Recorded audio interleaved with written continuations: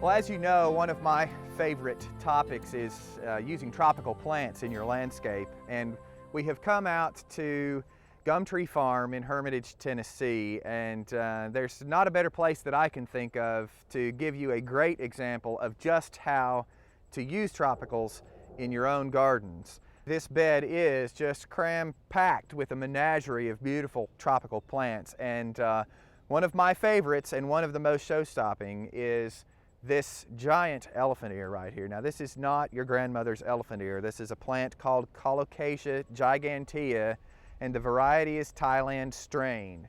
And this is one of the largest growing elephant ears that there is. This plant, as it exists right now, is about 8 to 9 feet tall. We've got one leaf back here that's probably 5 feet long, maybe 4 feet wide. It is a giant of a plant, hence the name. And it obviously is not for the small courtyard garden, but if you have some room and a place where you want something really spectacular, this plant is available online from several mail order sources, and you could definitely find it. There are several other things in this bed that Robert makes really good use of. Coleus as annuals and elephant ears. One of the newest and hottest plants on the market is going to be this new variety of banana called Siam Ruby. This comes from Brian Williams at Brian's Botanicals up in Louisville, Kentucky. This is a fairly slow growing banana. It doesn't put on the kind of growth that we see out of some other species, probably because there's so much red coloration in it and not quite as much chlorophyll as some other plants have. So it grows a little more slowly, but this is a good choice for compactness and for smaller garden spaces, because this is a banana that, rather than maturing at 15 or 16 feet, is probably going to grow to about 6. You know, we're looking at maybe 4 to 6 feet, possibly 8 after several years. But for those of you who like this lush tropical look and who want some bright color, this ruby red leaf is the only one of its kind in the banana world.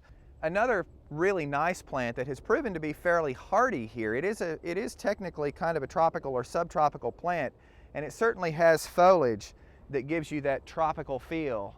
And it's this plant right here. This is a plant called Tetrapanax, or Chinese rice paper plant. And this is a particular variety from Tony Avent at Plant Delights Nursery in North Carolina called Steroidal Giant. And you can see that they have a very large kind of palmate type leaf. If we move along here just a little bit further, you'll see the fully mature example of this. And I'll move in here kind of close to it so that you can see just exactly how big this plant is. It's towering above my head several feet. Again, a plant probably not for the faint of heart, and certainly not for those of you who have just a small courtyard or patio garden, maybe in a condominium situation or something like that. But where you have some large open space and some great room to work with, this is a plant that all of your gardening friends are going to ask about. This is an interesting plant. This is a relative of our native butterfly weed, the one that flowers orange in early summer, Asclepias tuberosa.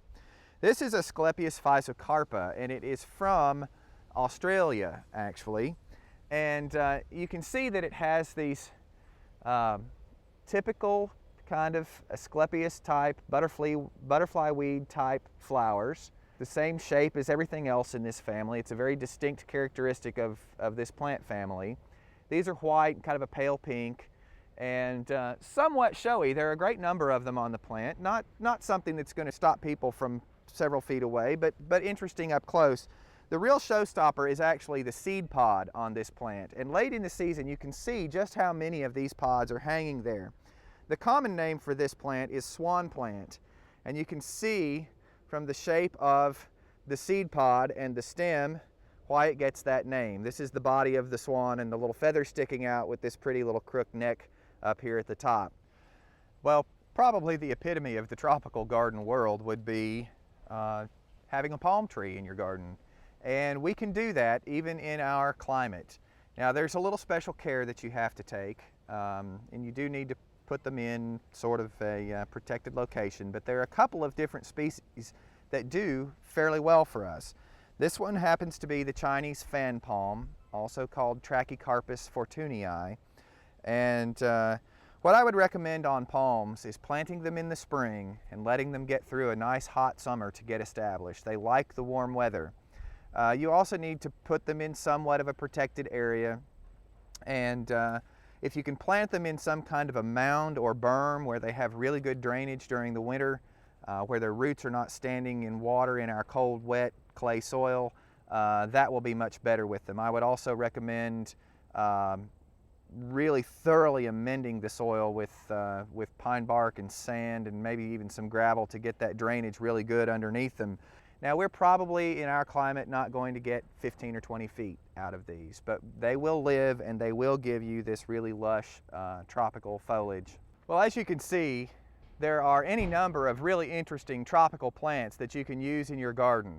You have to be a little selective about the varieties that you use. I would recommend going to one of your local garden centers and asking them what kind of tropical plants they carry.